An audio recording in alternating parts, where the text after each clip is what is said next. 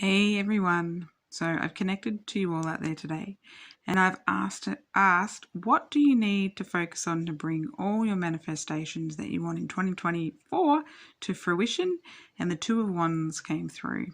And the message here is this. You've got two ways you can focus and two different paths.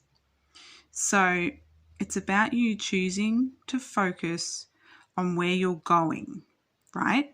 So whatever it is you want to manifest, it's about focusing on those goals and not being swayed by the doubts and taking the other road of the doubts, the easy road, the familiar road. You know, going after your dreams and goals is going to take maybe a bit of work and a bit of focus, right?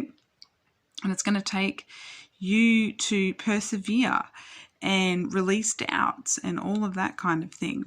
So it's like this message here is this: connect with your intuition. You're going to come across many choices, right? And it's you have to choose the choice that aligns with what you want to manifest and bring in for 2024. Okay?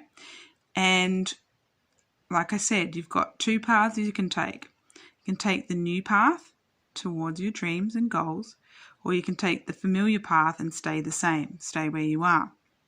You can listen to the doubts that tell you that you can't have what you want, or you can listen to the part of you that tells you that you can have what you want, and use the law of attraction and the law of vibration to align with what you want to bring into your life and stay focused there, right?